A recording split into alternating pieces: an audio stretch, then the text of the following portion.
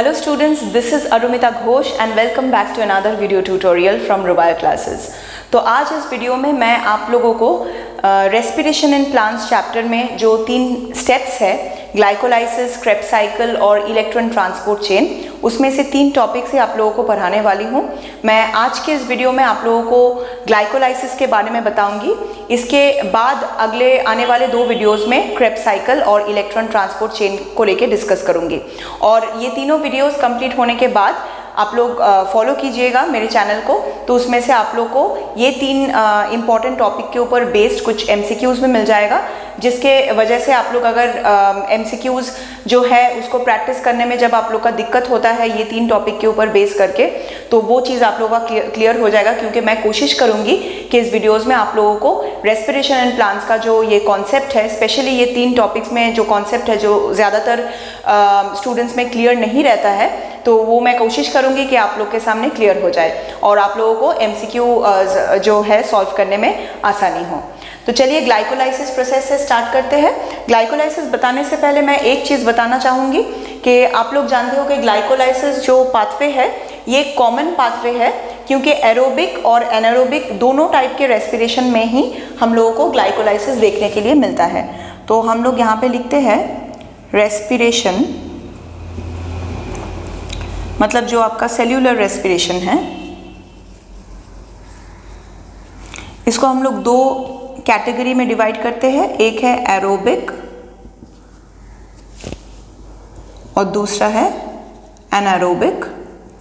Aerobic respiration जो है इसमें ऑक्सीजन यूज्ड होता है और एनारोबिक रेस्पिरेशन में ऑक्सीजन जो है वो यूज्ड नहीं होता।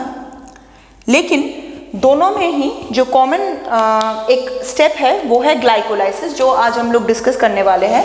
दोनों के ही कॉमन स्टेप है इज ग्लाइकोलाइसिस। तो ये भी MCQ के तौर पर आ सकता है कि एरोबिक और एनारोबिक रेस्पिरेशन में कौन सा कॉमन स्टेप है, तो उसका आंसर होगा ग्लाइकोलाइसिस। इसके बाद एरोबिक रेस्पिरेशन में जो क्रेब्स साइकिल आता है वो एनारोबिक में नहीं होता है, कुछ दूसरा होता है, मैं आप लोगों को बता दूंगी। लेकिन हम लोग अभी ग्लाइकोलाइसिस के ऊपर कॉन्सेंट्रेट करते हैं। देखिए स्टूडेंट्स, ग्लाइकोलाइसिस एक ऐसा प्रोसेस है, पहले ग्लाइको, ये जो वर्ड है ग्लाइकोज, इसका मीनिंग है ग्लूकोज और लाइसिस मतलब ब्रेक डाउन। जब हम लोग ग्लूकोज को ब्रेक डाउन करते हैं किसी पाथवे में तो उसको हम लोग ग्लाइकोलाइसिस कहते हैं।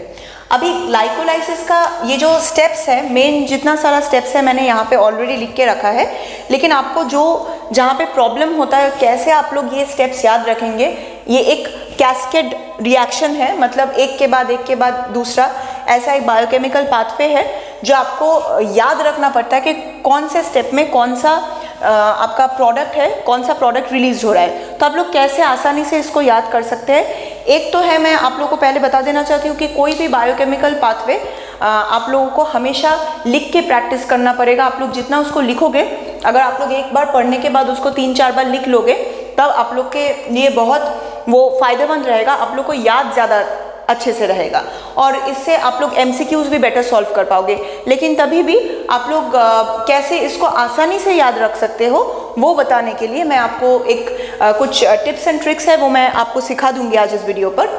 तो आप लोग सारी चीज़ को समझने के लिए ग्लाइकोलाइसिस जो प्रोसेस है, इसका कॉन्सेप्ट अगर आप लोगों को क्लियर करना है तो आपको वीडियो के एंड तक रहना पड़ेगा मेरे साथ। और जिन बच्चों ने अभी तक मेरे चैनल को सब्सक्राइब नहीं किया है वो लोग प्लीज़ मेरे चैनल को सब्सक्राइब कर लीजिए। और अगर मेरे वीडियोस, मेरे लेक्चर्स आपको पसंद आए तो एक लाइक का बटन दबाइए और आपको बेल आइकन भी क्लिक करना है, क्योंकि उससे आपको मेरे सारे वीडियोस का नोटिफिकेशंस मिलता रहेगा।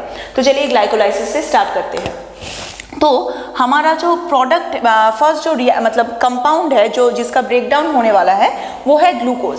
अब ग्लूकोज कहाँ से आता है आप लोगों को मालूम है, डाइजेशन के बाद जब हम लोग कार्बोहाइड्रेट्स को डाइजेस्ट कर लेते हैं, after the digestion of carbohydrates हम लोगों को एकदम सिंपलेस्ट जो शुगर मिलता है वो है ग्लूकोज। अब ग्लूकोज को जब आपको ब्रेक डाउन करना है ऑक्सीजन के प्रेजेंस में, तो वो ब्रेक डाउन होते होते ये जो अल्टीमेट एक प्रोडक्ट है जिसको हम लोग बोलते हैं पायरुविक एसिड और पायरुवेट, यही आपका ग्लाइकोलाइसिस का प्रोडक्ट है। फाइनल प्रोडक्ट जो है वो है पायरुविक एसिड। लेकिन पायरुविक एसिड तक आना, मतलब ग्लूकोज से स्टार्ट करके पायरुविक एसिड तक आना कोई आसान काम नहीं है। बीच में बहुत सारे स्टेप्स है, आप लोग देख सकते हो यहाँ पे, ये आपके एनसीईआरटी में भी ये फ्लो चार्ट दिया हुआ है। तो पहले ग्लूकोज से ग्लूकोज 6 फॉस्फेट बन रहा है, तो हम लोग इसको कैसे याद रखें, यहाँ पे कुछ एडीपी और एटीपी का चेंज भी हो रहा है, मतलब फॉस्फोराइलेशन डीफॉस्फोराइलेशन भी हो रहा है, वो मैं आपको बता दूंगी क्योंकि वहाँ से बहुत वैरायटी का एमसीक्यूज आपको मिलेगा नीट के क्वेश्चन पेपर में। तो देखिए जो ग्लूकोज से जब ये ग्लूकोज 6 फॉस्फेट बन रहा है, हम लोग को मालूम है ग्लूकोज एक 6 कार्बन कंपाउंड है। चलिए मैं इसको ब्लू कलर से लिखती हूँ या कोई और कलर से लिखती हूँ, मैं ब्लू ही यूज़ करती हूँ आप लोगों के लिए, ब्लू बेटर रहेगा। ये एक 6 कार्बन कंपाउंड है। अब ये 6 कार्बन कंपाउंड जब ब्रेक डाउन हो रहा है, पहले इसको हम लोग ने क्या करना है, ग्लूकोज 6 फॉस्फेट में कन्वर्ट करना है। अब ये जो ग्लूकोज 6 फॉस्फेट है ये भी एक 6 कार्बन कंपाउंड है, लेकिन इसमें ग्लूकोज के साथ, नॉर्मल ग्लूकोज के साथ ग्लूकोज 6 फॉस्फेट का जो डिफरेंस है वो क्या है। मानिए कि आपके पास ये 6 कार्बन कंपाउंड ग्लूकोज है, मानिए कि ये आपका ग्लूकोज रहा। अब हम लोग इसके 6th पोजीशन में 1 2 3 4 5 6, मानिए कि 6 पोजीशन में हम लोग ने एक फॉस्फेट डाल दिया। तो अब हम लोग जब इसके 6 पोजीशन में फॉस्फेट डाल दिए, तब क्या होगा, ये ग्लूकोज 6 फॉस्फेट में कन्वर्टेड हो जाएगा। अब आपको कैसे ये छोटी मोटी बातें याद रखना है, एक तो आप फॉस्फेट डाल रहे हो और दूसरा आप 6th कार्बन में डाल रहे हो, इसीलिए इसका नाम हो जाएगा ग्लूकोज 6 फॉस्फेट। ये तो बहुत आसान है। अब क्या याद रखना पड़ेगा, अब यहाँ पे एक चेंज भी होता है, मतलब एनर्जी चेंज होता है। यहाँ पे क्या होता है, जब आप फॉस्फेट डाल रहे हो ग्लूकोज के अंदर, इसका मतलब आपको कहीं से फॉस्फेट को यूज करना पड़ रहा है। तो नॉर्मली सेल में जो एटीपी रहता है, मतलब जो एनर्जी करेंसी है हमारा एडिनोसिन ट्राइफॉस्फेट, ये एडिनोसिन ट्राइफॉस्फेट आपका एटीपी, इसको हम यूज करेंगे जब, अगर इसमें से एक फॉस्फेट निकाल लिए बाहर, तो एडिनोसिन ट्राइफॉस्फेट से ये एडिनोसिन डाइफॉस्फेट बन गया।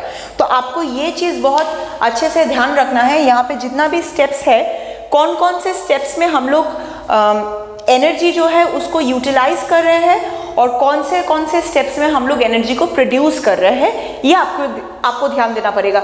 लेकिन आसान है, 2-4 बस छोटा मोटा चेंजेस है, सिर्फ वो आपको ध्यान में रखना है, लेकिन वहाँ से आपका एमसीक्यू बनेगा। इसीलिए आपको ये जो टॉपिक है इसमें ध्यान देना पड़ेगा। ये जो बायोकेमिकल पाथवे है इसको अच्छी तरीके से याद करना पड़ेगा।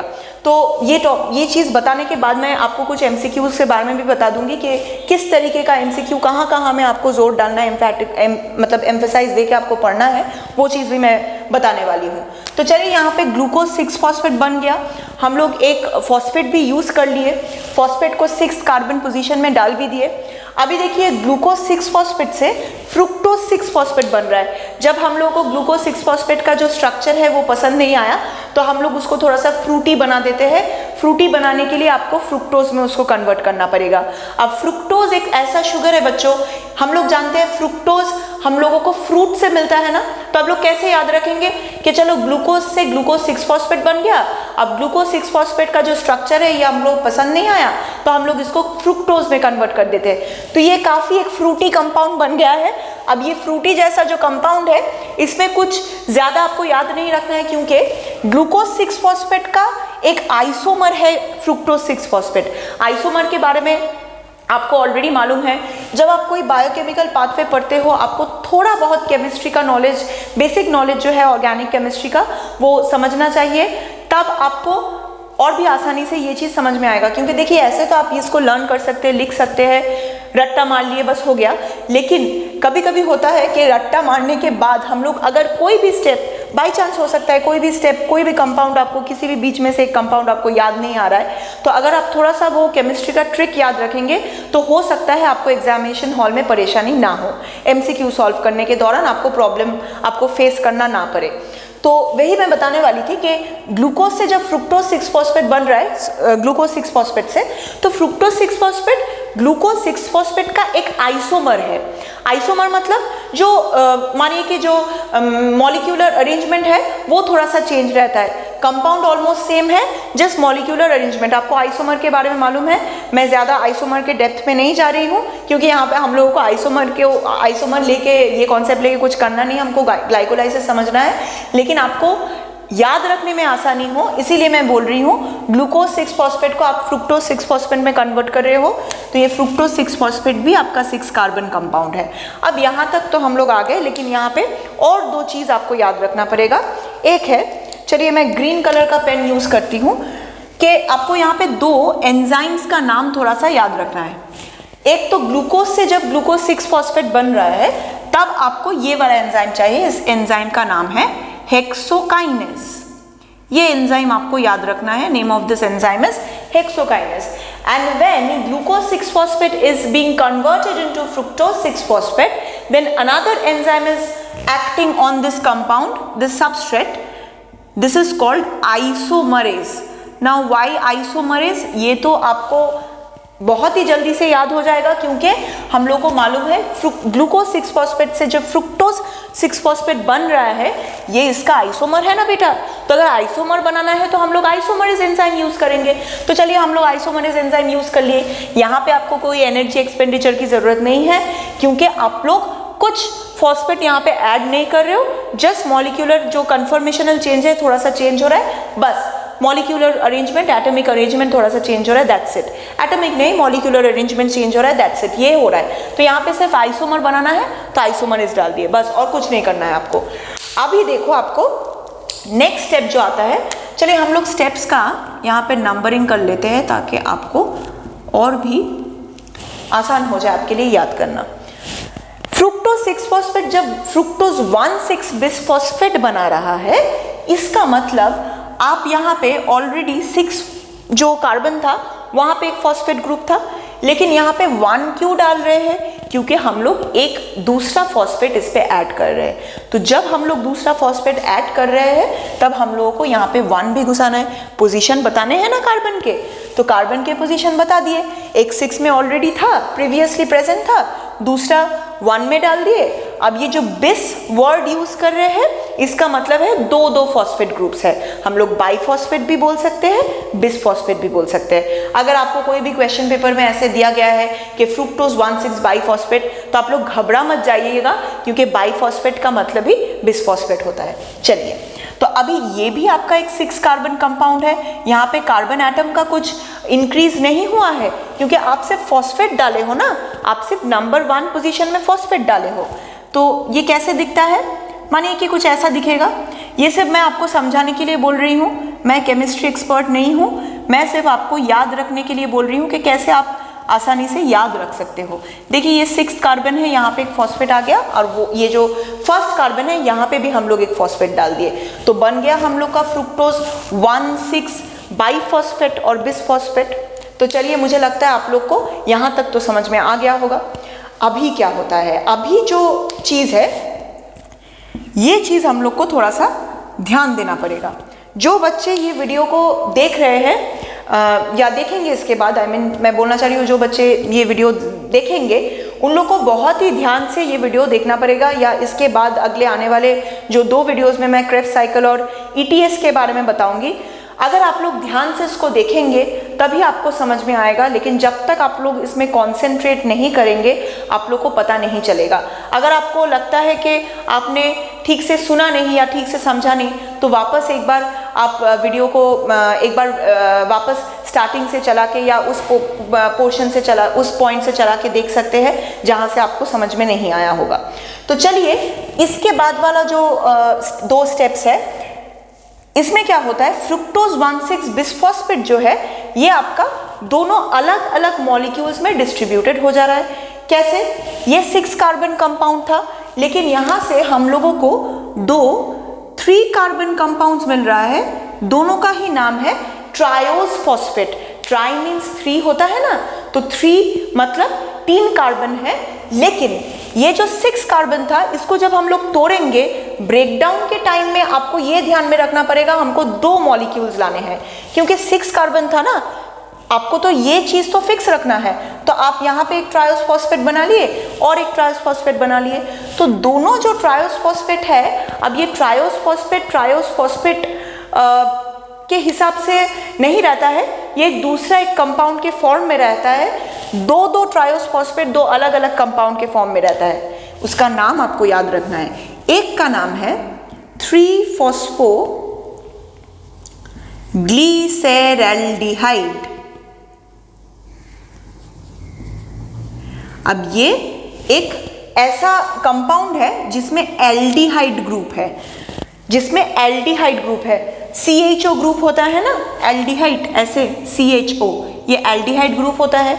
अब ये तो एक एल्डिहाइड ग्रुप फंक्शनल ग्रुप रह के एक कंपाउंड रहता है, इसको हम लोग PgAl भी बोल सकते हैं, आप लोग पागल बोल के भी इसको ध्यान में रख सकते हैं। और दूसरा जो ट्रायोस फॉस्फेट है, इसका नाम है डाइहाइड्रोक्सी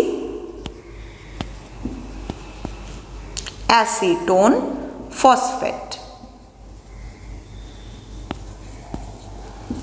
डाइहाइड्रोक्सी एसीटोन फॉस्फेट। अब ये जैसे आपका एक एल्डिहाइड ग्रुप इसमें है, इसमें एक कीटो ग्रुप रहता है, ऐसे होता है ना कीटो ग्रुप, आप लोग को मालूम है what is a keto group. तो ये गया पागल, और इसका एब्रिविएशन जो हम लोग यूज करते हैं उसको हम लोग बोलते हैं धाप, DHAP, धाप, डाइहाइड्रोक्सी एसीटोन फॉस्फेट।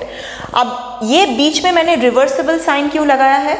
रिवर्सिबल मैंने इसीलिए लगाया है क्योंकि ये पागल जो है ये हमेशा धाप में कन्वर्टेड होता रहता है, और धाप जो है वो भी हमेशा पागल में कन्वर्टेड होता रहता है, लेकिन इसका जो अमाउंट है 3-PgAl का जो अमाउंट है वो सबसे ज़्यादा रहेगा, क्योंकि बाकी का प्रोसेस का जो कंटिन्यूएशन है वो इसी प्रोडक्ट से होने वाला है।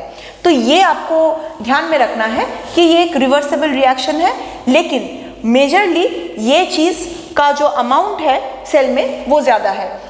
अब सेल में बोलने से मैं ये बताना चाह रही हूँ कि ग्लाइकोलाइसिस जो प्रोसेस है, आपको मालूम है ग्लाइकोलाइसिस प्रोसेस सेल के साइटोप्लाज्म में हो रहा है। इसके बाद जो क्रेब्स साइकिल होगा उसके लिए ये जो पाइरूवेट है, इस पाइरूवेट को माइटोकॉन्ड्रिया में जाना पड़ेगा क्रेब्स साइकिल मतलब कंप्लीट करने के लिए, लेकिन पाइरूविक एसिड डायरेक्टली माइटोकॉन्ड्रिया में एंटर नहीं कर सकता, उसमें एक दूसरा रिएक्शन है जो मैं आपको बाद में बताऊंगी। लेकिन अभी यहाँ पे फोकस करते हैं कि ये जो 3-फॉस्फोग्लिसरैल्डिहाइड है, यहाँ से हमको और एक दूसरा कंपाउंड बनाना है।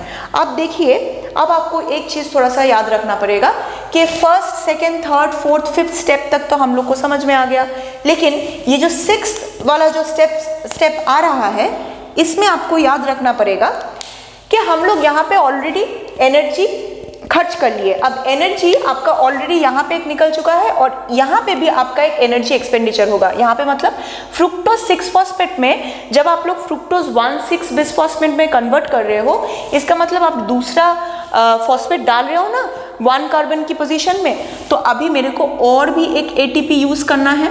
तो अभी चलिए हम लोग और एक ATP यूज कर लिए, ATP से ADP बन गया, ट्राईफॉस्फेट, एक फॉस्फेट निकल गया जो हम लोग फर्स्ट कार्बन में डाल दिए। अब क्या बचा रहेगा? एडिनोसिन डाइफॉस्फेट बचा रहेगा। अब देखिए ग्लाइकोलाइसिस में तो ऑलरेडी एनर्जी यूटिलाइज हो चुका है।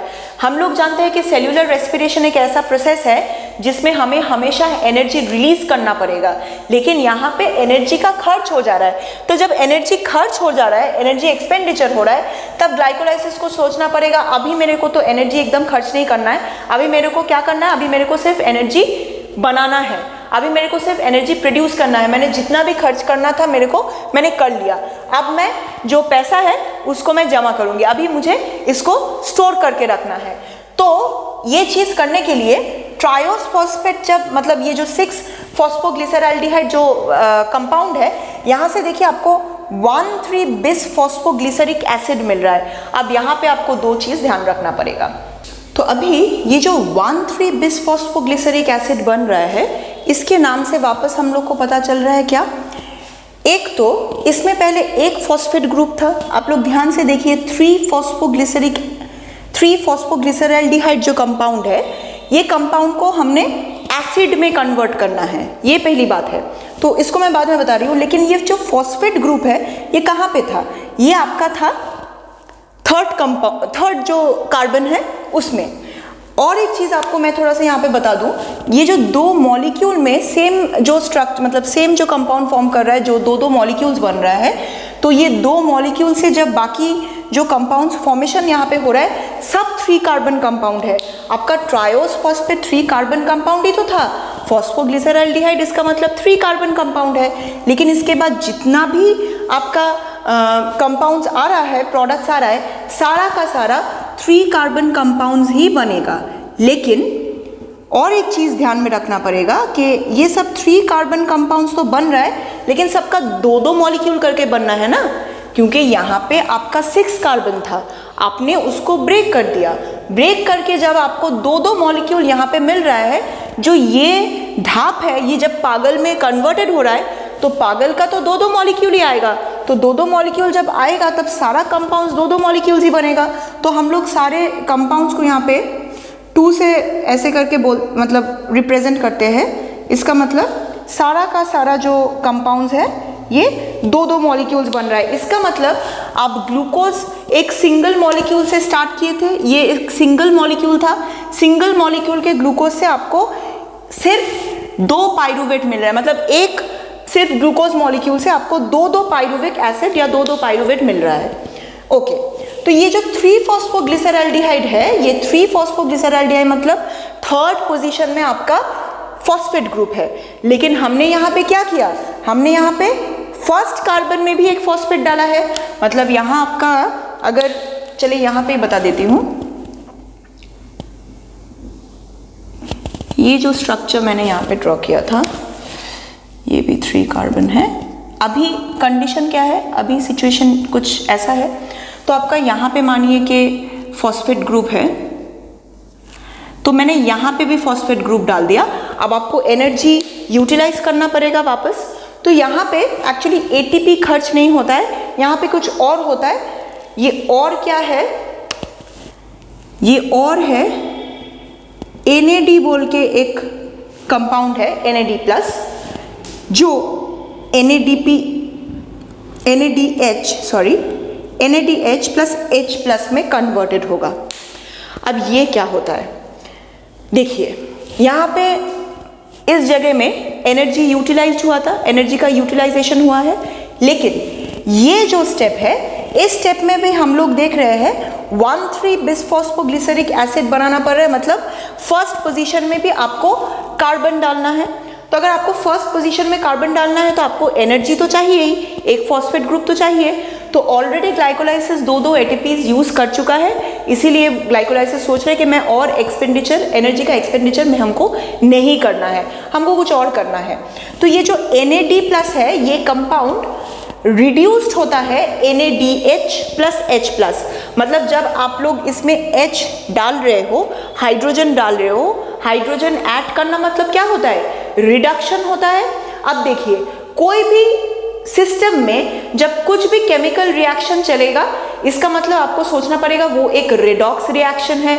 What is a redox reaction? Redox reaction is a reaction which involves both oxidation and reduction of the compounds. आप रिएक्टेंट्स ले लिए, आपका एक जो रिएक्टेंट है या जितना भी आपका रिएक्टेंट है उसमें कुछ रिएक्टेंट ऑक्सीडाइज्ड हो रहा है, कुछ रिएक्टेंट रिड्यूस्ड हो रहा है। ऐसा केमिकल रिएक्शंस बहुत ही कम है जहाँ पे सिर्फ ऑक्सीडेशन या तो फिर रिडक्शन होता है। मेनली सिस्टम में जितना भी रिएक्शंस है उतना सिंपल तो रिएक्शंस होता नहीं है, कॉम्प्लिकेटेड थोड़ा सा होता है, रिएक्शन थोड़ा कॉम्प्लेक्स होता है। तो कॉम्प्लिकेटेड रिएक्शंस जितना होगा उसमें ऑक्सीडेशन रिडक्शन दोनों ही करना है। ये आप लिविंग मतलब सेल के अंदर ही बोलिए या बाहर भी बोलिए, कहाँ पे भी कहीं पे भी आप कुछ भी एक रिएक्शन देख रहे हो तो ऑक्सीडेशन रिडक्शन दोनों स्टेप हो रहा है। ऑक्सीडेशन मतलब यहाँ पे हम लोग तो ग्लूकोज को ऑक्सीडाइज ही कर रहे हैं। जो एरोबिक रेस्पिरेशन का डेफिनेशन है उसमें हम लोग जानते हैं, या ठीक है ग्लाइकोलाइसिस का डेफिनेशन आप सोचिए कि ग्लूकोज इज बीइंग ऑक्सीडाइज्ड। जो ऑक्सीजन हम लोग इनहेल कर रहे हैं उसी ऑक्सीजन से हम लोग ग्लूकोज को बर्न कर रहे हैं, मतलब ऑक्सीजन ऐड कर रहे हैं ना। तो हर स्टेप में ऑक्सीडेशन होता है, लेकिन ऑक्सीडेशन के साथ साथ रिडक्शन भी हो रहा है। आपको नहीं समझना है और कहाँ कहाँ रिडक्शन हो रहा है, आपको यहाँ पे याद रखना है ये ऑक्सीडेशन रिडक्शन के बारे में मैं इसीलिए बोल रही हूँ ताकि आपको याद रहे कि यहाँ पे हाइड्रोजन एडेड होके NAD+ से NADH2 या NADH+H+ बन रहा है। मतलब यहाँ पे जब आप एल्डिहाइड से एसिड बना रहे हो, जब आपको एल्डिहाइड से एसिड बनाना है, आपको क्या करने हैं, ये आपका एल्डिहाइड है, यहाँ से एसिड बनाना है, मतलब और एक ऑक्सीजन डाल रहे हो ना आप। ये तो केमिस्ट्री में हमने पढ़ा है, ऑर्गेनिक केमिस्ट्री में हम लोग एल्डिहाइड से इसको कार्बोक्सिलिक एसिड में कन्वर्ट कर सकते हैं। तो चलिए हम लोग जब इसको एल्डिहाइड से एसिड में कन्वर्ट कर लिए तो ये हमारा बन गया फॉस्फोग्लिसरैल्डिहाइड से फॉस्फोग्लिसरिक एसिड। अब यहाँ पे बिस वर्ड क्यों यूज किया हुआ है, क्योंकि यहाँ पे ऑलरेडी 3rd पोजीशन में एक फॉस्फेट था, लेकिन हमने फर्स्ट कार्बन में भी फॉस्फेट डालना है, तो हम लोग फर्स्ट कार्बन में फॉस्फेट डाल लिए, तो ये बन गया 1,3-बिस फॉस्फोग्लिसरिक एसिड। इसका मतलब यहाँ पे आपका ऑक्सीडेशन भी हुआ है, यहाँ पे आपका एक फॉस्फेट ग्रुप भी एडेड हुआ है, यहाँ पे आपका एक रिडक्शन भी हुआ है। किसका रिडक्शन हुआ है, NAD+ का NADH+H+ में रिडक्शन हुआ है, ये ध्यान में रखना है। तो चलिए ये स्टेप तक तो हम लोग को समझ में आ गया। अब आगे के स्टेप्स देखते हैं। अब आगे के स्टेप्स में बहुत ही आसानी है, बहुत सिंपल है। क्या याद रखना है, देखिए 1,3-बिस फॉस्फोग्लिसरिक एसिड बन गया। अब यहाँ पे आपको कैसे भी करके कुछ एनर्जी तो रिलीज करना ही करना है। सबस्ट्रेट लेवल में हम लोग ATP सिंथेसिस करेंगे। अब बेटा सबस्ट्रेट लेवल का ATP सिंथेसिस मतलब क्या होता है, मतलब जहाँ पे आप लोग डायरेक्टली ATP सिंथेसाइज कर पा रहे हो। यहाँ पे देखिए जो जो स्टेप्स में मैं इसके बाद दिखा रही हूँ, जहाँ जहाँ डायरेक्टली ATP सिंथेसाइज्ड हो रहा है उसको हम लोग बोलते हैं सबस्ट्रेट लेवल ATP सिंथेसिस। मतलब ये जो NADH+H+ कंपाउंड है, ये क्या ऐसे ही बन गया, एक फालतू में एक कंपाउंड बना के क्यों अपना टाइम वेस्ट करना है ग्लाइकोलाइसिस को, नहीं, ये ग्लाइकोलाइसिस सोच समझ के ये कंपाउंड बनाया है, क्योंकि इसके बाद जो क्रेब्स साइकिल होने वाला है उसमें भी हम लोग देखेंगे 3 क्रेब्स साइकिल में, और एक जो लिंकिंग रिएक्शन रहता है कि पायरुविक एसिड को जब आपका एसिटाइल कोए में कन्वर्टेड होना है तब भी एक NADH2 कंपाउंड बनने वाला है। तो टोटल वहाँ से हम लोगों को 4 NADH2 मिलता है, और ये जो ग्लाइकोलाइसिस है यहाँ से 1 NADH2 मिलता है। तो इसका मतलब ये NADH2 आपका इलेक्ट्रॉन ट्रांसपोर्ट चेन में जाके ATP सिंथेसिस करने में मदद करेगा, लेकिन वो ATP सिंथेसिस आपका केमी ऑस्मोटिक हाइपोथेसिस में पड़ेगा। वो तो सबस्ट्रेट लेवल नहीं होगा ना, क्योंकि वो डायरेक्टली सिंथेसाइज नहीं हो रहा है। सबस्ट्रेट लेवल मतलब ये आपका सबस्ट्रेट है, कुछ ना कुछ एंजाइम्स यहाँ पे काम कर रहा है, तभी ही आप ATP को सिंथेसाइज कर पा रहे हो। तो ये है आपका सबस्ट्रेट लेवल ATP सिंथेसिस जो यहाँ पे होने वाला है। अब देखिए ये 1,3-बिस फॉस्फोग्लिसरिक एसिड है। अब यहाँ से आपको कुछ चेंज नहीं करना है, आप एसिड को एसिड ही रख दो, और कुछ आपको ध्यान में नहीं रखना है। आपको सिर्फ एक फॉस्फेट ये वाला कार्बन से निकाल देने हैं, तो आप निकाल दो एक फॉस्फेट। तो अभी जब आप एक फॉस्फेट निकालोगे तब आपका डेफिनेटली यहाँ पे ADP के साथ एक फॉस्फेट एडेड होगा ना, क्योंकि आप लोग एक फॉस्फेट निकाल दे रहे हो यहाँ से। अगर हम लोग माने ये वाला फॉस्फेट छोड़ दिए, रिलीज हो गया। अब ये जो सेल के साइटोप्लाज्म में एडिनोसिन डाइफॉस्फेट है, वो फट से एक फॉस्फेट को, ये रिलीज्ड फॉस्फेट को पकड़ लेगा, क्योंकि उसको ATP बनाना है। ये उसके दिमाग में है कि मैंने चलो बहुत एनर्जी एक्सपेंडिचर कर लिया, अभी मेरे को ATP बनाना ही बनाना है। तो ADP से आपका बन जाएगा ATP। ये ATP आपका क्या है, एडिनोसिन ट्राइफॉस्फेट है, लेकिन सबस्ट्रेट लेवल का है, क्योंकि आप एंजाइम सबस्ट्रेट रिएक्शन के टाइम ही इसको बना रहे हो। अब बहुत आसान है, मतलब यहाँ तक तो आसान था, इसके बाद और भी आसान है। कैसे आसान है, अब एक फॉस्फेट निकाल दिए तो ये 3 फॉस्फोग्लिसरिक एसिड बन गया ना, एक से तो निकाल दिए तो 1 तो और लिखना नहीं है, हो गया 3 फॉस्फोग्लिसरिक एसिड, 3 कार्बन कंपाउंड, लेकिन 2 मॉलिक्यूल सिंथेसाइज हो रहा है। अब 3 से हमको ये बस 2 बना देना है। क्यों 2 बनाना है, मेरे को तो पता नहीं क्यों 2 बना रहे हैं, लेकिन बना रहे हैं बस क्योंकि ये जो 3 वाला फॉस्फेट है ये मानिए कि आपका 2nd पोजीशन में आ गया। इतना सिंपल नहीं होता है, आपके लिए सिंपल करने के लिए मैंने मतलब जितना आपके लिए मैं कोशिश करती हूँ कि जितना आप लोगों को ये सब स्टेप्स जो कॉन्सेप्ट आपका है जितना आसानी से आप लोग समझ पाए, मतलब वहाँ पे सारे लॉजिक एकदम करेक्ट नहीं होता है बच्चों। सारे लॉजिक को अगर मैं करेक्टली आपको समझाने जाऊंगी तो कॉन्सेप्ट आपका कभी भी क्लियर नहीं होगा, क्योंकि लॉजिक ठीक रखने में भी वहाँ पे भी एक कॉन्सेप्ट लगाना पड़ता है। तो वो सब लॉजिक के कॉन्सेप्ट में नहीं जाएंगे हम लोग। सिर्फ जो हम लोग को नीट क्रैक करने के लिए जो जितना हम लोग को समझना है, जितना जो पोर्शन आपको मदद करेगा, उसी के लिए मैं ये सब चीज़ आपको बता रही हूँ। आपको सिर्फ ध्यान रखना है, आपको याद रखना है। अगर आप सोचते हो कि मैम जो बता रही है ये सब मैं ध्यान में नहीं रख सकती हूँ, ये नहीं रख सकता, तो कोई प्रॉब्लम नहीं है। आप लोग अपने तरीके से याद रखिए, लेकिन याद जरूर रखिए। जो बच्चे याद नहीं रख पाते हैं उसी के लिए मैं इस तरीके से अपनी तरफ से कुछ लॉजिक दे के उन लोग को समझा रही हूँ। तो चलिए, ये जो 3-फॉस्फोग्लिसरिक एसिड है आप 3 से हटा दिए, आप सेकेंड में ला दिए ना। अब सेकेंड में जब ला दिए तब तो कुछ एनर्जी रिलीज भी नहीं होगा, एनर्जी यूज भी नहीं होगा, तो ये 3 से 2 आसानी से बन गया, हो गया इसका। अभी ये जो 2-फॉस्फोग्लिसरिक एसिड है, अभी जब हम लोग इसको फॉस्फेनॉल पाइरूवेट में कन्वर्ट करेंगे तब यहाँ से हम लोग को एक वाटर निकाल देना है। ये जो स्ट्रक्चर है इसमें मानिए 2 हाइड्रोजन या ऑक्सीजन निकाल दे रहे हैं वाटर के तौर पे, तो ये फॉस्फेनॉल पाइरूवेट में कन्वर्टेड हो गया। ये चीज़ हम लोगों को, ये जो कंपाउंड है पेप फॉस्फेनॉल पाइरूवेट, ये हम लोग फोटोसिंथेसिस में भी पढ़े हैं। मैं इसके बाद बहुत सारे वीडियोस आपके लिए लाने वाली हूँ जहाँ पे मैं फोटोसिंथेसिस का जो बायोकेमिकल पाथवे है, मतलब लाइट इंडिपेंडेंट रिएक्शन में C3 साइकिल, C4 साइकिल और C2 साइकिल, फोटो रेस्पिरेशन जो है वहाँ पे भी केमियो ऑस्मोटिक हाइपोथेसिस है ATP सिंथेसिस करने का। सारी चीज़ें मैं नीट से पहले आपको कवर कर दूंगी। आपको बहुत बहुत बहुत फ़ायदा होगा, क्योंकि ये सारी चीज़ें में आपको प्रॉब्लम होता है। अक्सर मैं जब स्टूडेंट्स पढ़ाती हूँ, मैं देखती हूँ स्टूडेंट्स लोग यही टॉपिक्स में ज़्यादा उन लोग का कॉन्सेप्ट क्लियर नहीं रहता है। कुछ रॉकेट साइंस नहीं है बच्चों, इसमें बहुत आसान है। सिर्फ कुछ टिप्स एंड ट्रिक्स याद रखना है। अगर याद रख पाते हो, यहाँ से MCQ अगर आएगा, आपका कुछ भी नेगेटिव नहीं होगा, ये मेरा गारंटी है। आज के बाद आप लोग कभी भी ग्लाइकोलाइसिस नहीं भूलोगे। तो चलिए अगले स्टेप में देखते हैं। 2 के बाद 2-फॉस्फोग्लिसरिक एसिड के बाद जब फॉस्फेनॉल पाइरूवेट बना रहे हैं, सिर्फ एक वाटर निकाल दे रहे हैं, तो चलिए काम हो गया। अब लास्ट एक ATP सिंथेसाइज करना है। तो चलिए, फॉस्फेनॉल पाइरूवेट से जब पाइरूविक एसिड बनता है, ये भी एक 3 कार्बन कंपाउंड है, 2 मॉलिक्यूल्स बनाने हैं, लेकिन एक सबस्ट्रेट लेवल बस आपका ATP सिंथेसाइज होगा। एक फॉस्फेट ग्रुप हम लोग यहाँ से निकाल के, मानिए कि यहाँ पे ऐड कर रहे हैं, इसका मतलब ADP प्लस PI, मतलब एक इनऑर्गेनिक फॉस्फेट डाल रहे हैं, तो आपका बन गया ATP।